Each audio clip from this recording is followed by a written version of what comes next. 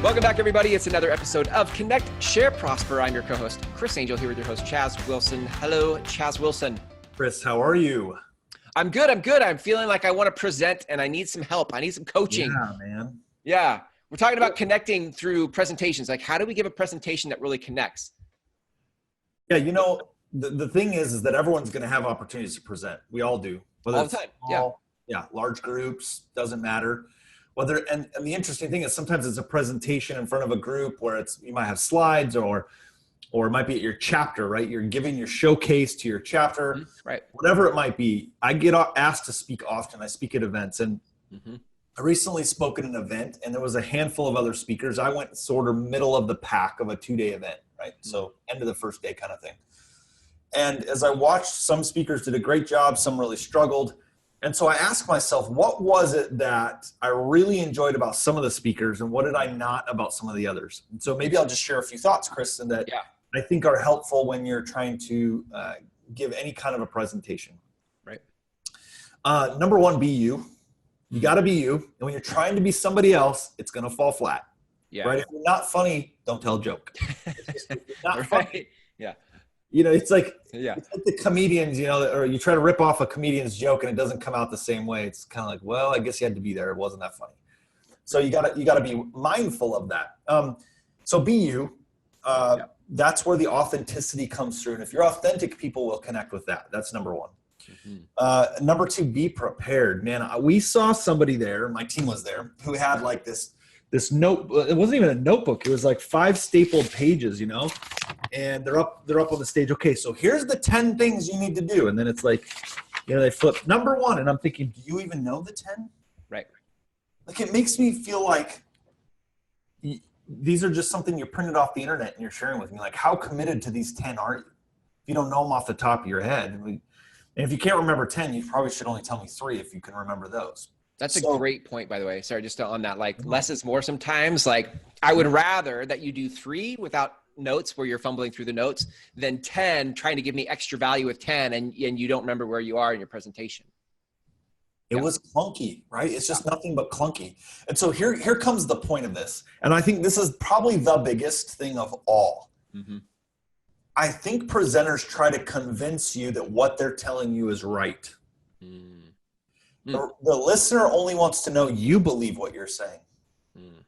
If I believe, Chris, that you're teaching me that, say, podcasts are the only way to grow my business, but I can feel your passion and your commitment to that message, that's where I connect with you right now. There's other things you can do, like you can tell stories that relate to me or I can relate to that help that. But when you're trying to convince me to believe it, it's different than when I can just feel you believe it.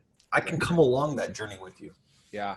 I feel like, so back to your point about preparation, part of the preparation is accessing that conviction, right? Like, before you ever go up, like, why do you even care about these 3 points or 10 points? Like, so what? That's the question I was like, so what? Who cares? Like, that's your thing. So what? And you've got to come back at me with a real convicted, so what? Like, this is why this matters. And you better pull your head up because this is going to impact. If you don't listen to me, then you have problems. Yeah. And you got to get that before you ever stand in front of the room. And so here's a great thing, right? When I tell stories, I have a couple of go-to stories that I use for these certain points I'm trying to get across. Yeah. And so throughout this hour presentation, I told 6 key stories. And I would say, depending on who you are in the audience, but I would say 3 of those were humorous, right? They were funny, kind of make you laugh. You go, yeah, that sounds like me. I would have done the same thing, you know, that kind of self-deprecating, kind of like, yep, I screwed up. Here's how I did it. But here's what I learned from it. And here's why I want to save you from that same mistake kind of thing. And then I would say I have 2 stories that are kind of tug at your heartstring, like really make you reflect at the important things. And then I have 1 story of like success. Okay, so as I share these stories, I'm taking you on a journey. Now, when I tell a story, I don't just dictate the story. See, this is where the skill comes in and how you connect with the audience. You have to tell them the story as if they're reliving it with you. Right? So, you know, this is why I think you're so masterful at this, Chris, because I don't think you just tell a story. I think you relive the story. I think you're able to help me visualize and go, man, I could have been right there with you. Yeah. And I think what happens is often people want to tell me the story as if they're dictating it through like a narration, right, versus describing it to me. So those are a couple key pieces. I know I'm kind of all over the place with that, but those are the key pieces when you're presenting, and understanding that. One last one I had. Don't worry too much about visual feedback you're getting. Because, and I'll tell you why. So I learned this one time in a very poor way. I was teaching a class. Yeah. And anyway, there was a gentleman in the audience who was just giving me that like total stink face. Like he could care less. I was feeling like he could have wanted to be anywhere else in the world but in that room. Right. Yeah. And I said something, I don't recall to this day, it was a number of years ago. I said something kind of like, listen, if you don't want to be here, you're free, feel free to. Yeah. The worst thing you can say, I said it. And he's like, no, it's fine. It's just, my father passed away last week, and I was just thinking, you said something that made me think of it. And so like he was really reflecting on that. Wow. I felt like the dumbest, biggest loser ever. Painful. Right? So you don't know. Some people are very reflective and their faces just don't show that, or whatever it might be. So one thing that can really throw you off is if you're looking for all that visual feedback, you can really misread that. So be careful. Yeah. I feel like too, this could be multiple episodes, but I feel like there's like, I like it when people are genuine. Yes. But there's a line, right? Like I don't need you to be perfect. I don't need you to be rehearsed. What I really connect with is when somebody I feel like they're talking to me, not speaking at me, right? But the flip side of that is also, I don't need you to deprecate yourself where you're like, this is my first time. I'm not really good at this. Hang on, I'll get there.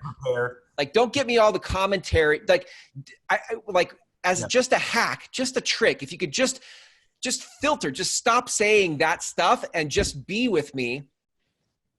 That would go a long way in creating connection with the audience, is just filtering out all the,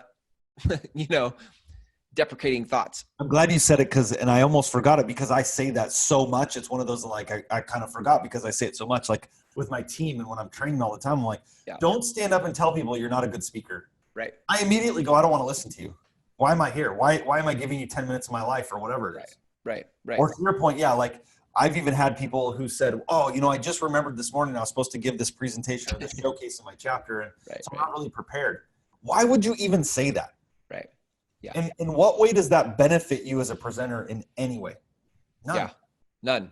So None. We don't know. Yeah. We don't know. We don't know what you were going to say or not going to say. So do your best to compose your thoughts in the moment and just take us to, and if you forgot something, you're like, I would actually be okay with, I forgot what I wanted to say right there, but it doesn't matter because this is what I really want to tell you. And you'd move right past it to the next thing. Like that's the kind of realness I'm okay with. But if it's like, I forgot what I was going to say. Let's see. What was I going to say?